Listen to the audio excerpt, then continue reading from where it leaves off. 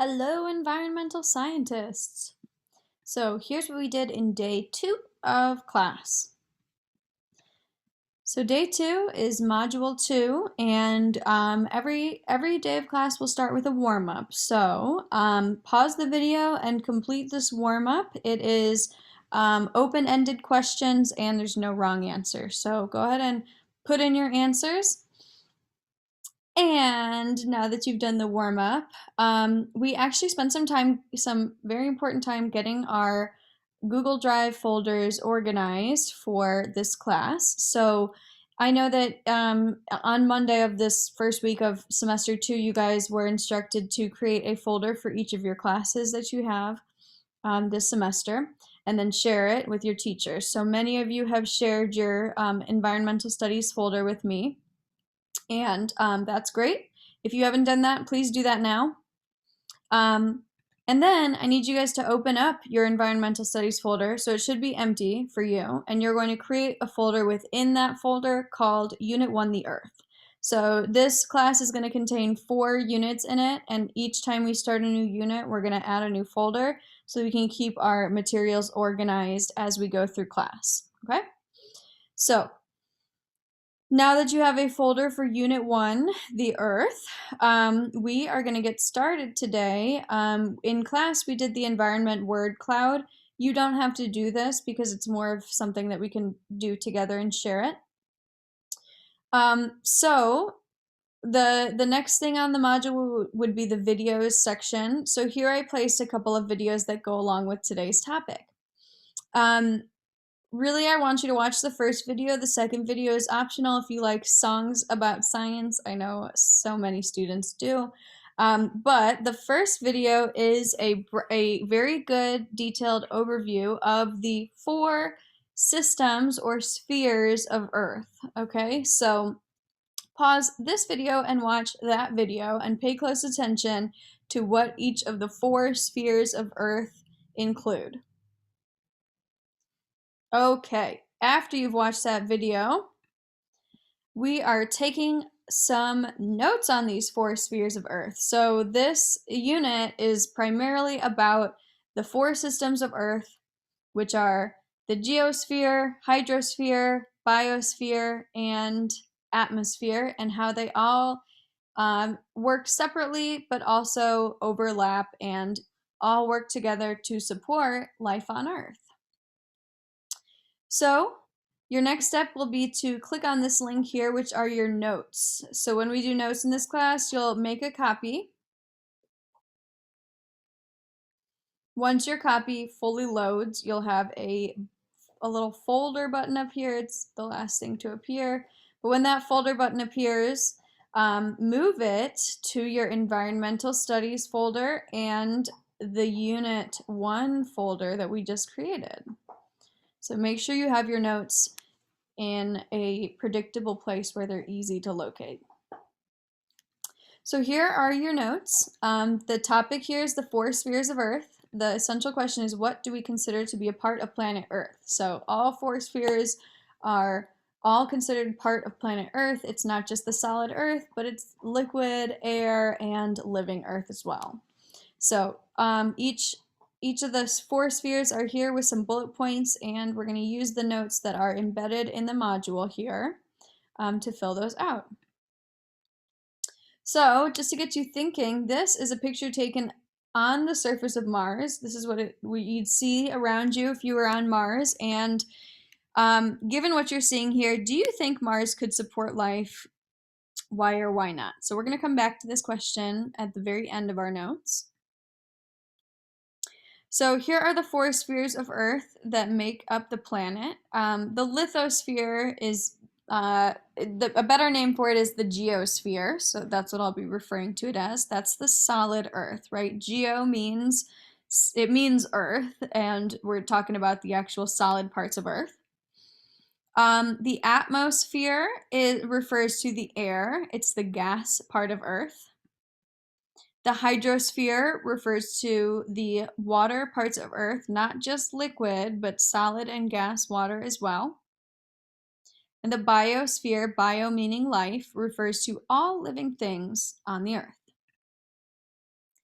So let's start with the geosphere, otherwise known as the lithosphere. So the first thing we see as part of the geosphere is the soil, but it's much more than that.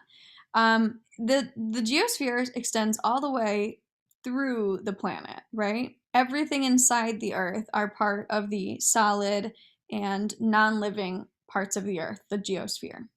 So the crust, mantle, the core. And also, this diagram reminds you that the geosphere is, even though it's solid and non-living, it still is always changing, right? You learned about plate tectonics in 7th grade science. There's also the rock cycle, so there's lots of forces that move the geosphere.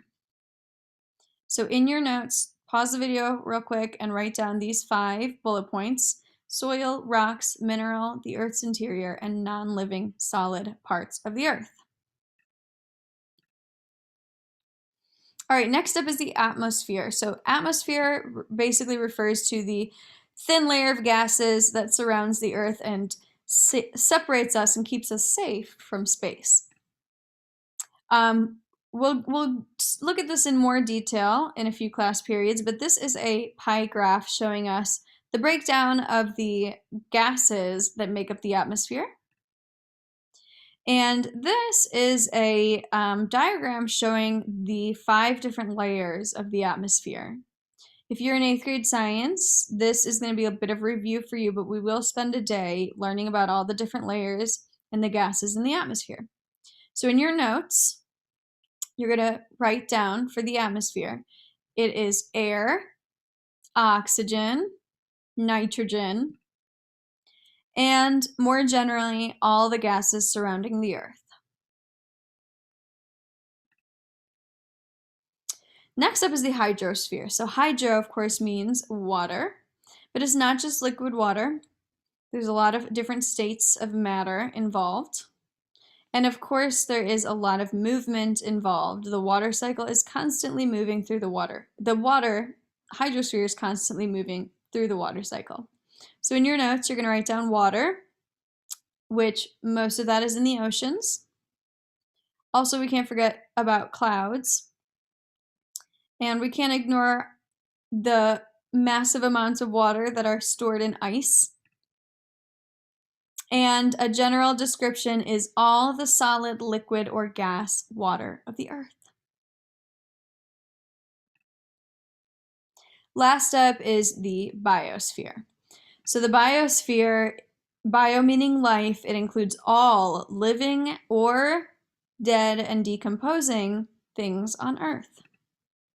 And we're going to look at all the living things in great detail and how they comprise of the biosphere on Earth. And there's a monkey. So in your notes, you're going to write down animals and, of course, plants. Fungus is also important, as are bacteria and also dead and decaying material.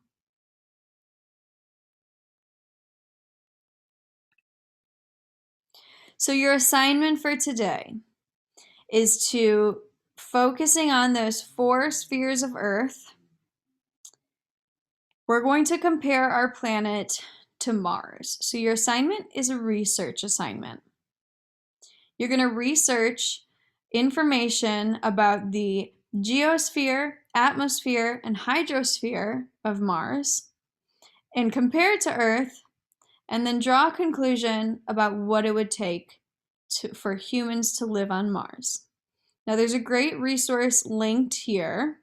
So you can find this link by going to this slide 8 in the module section that I'm on. This is a NASA page all about Mars. So there's all sorts of facts and statistics. You can click over here to the planet and you can learn about, you can start here with facts if you'd like. Basically what you're reading for, what you're trying to find out is how can we describe the geosphere, the atmosphere, and the hydrosphere? We know that there's not much of a biosphere, so you're gonna skip that one. Now, your assignment can be found in the next section of the module called Earth-Mars Comparison. And this is a Google Doc embedded in here. So you can type right in here and then click submit when you're finished. So it says research the geosphere, atmosphere, and hydrosphere of Mars and compare it to Earth. Include at least one similarity and one difference for each component. So you can use the resource I gave you if you find it helpful. If you think this is too general, too broad, and you'd like to veer off of this, feel free, okay? So another good way to research is just by typing in geosphere of Mars and doing some reading about it, okay? Make sure you actually click on links and don't just stick with whatever the first thing Google tells you is. It's not always the most helpful.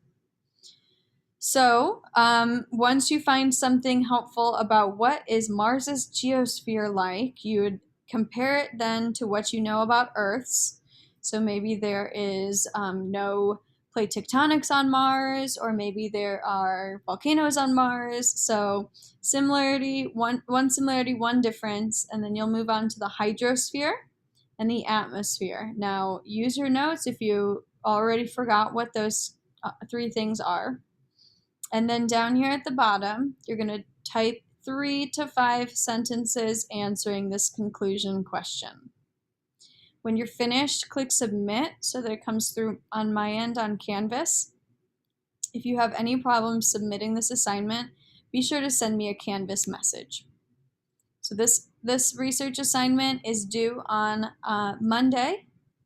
On Monday, you'll get a new assignment from me for your module asynchronous day. So thanks for watching, and I'll see you guys again on Tuesday of next week.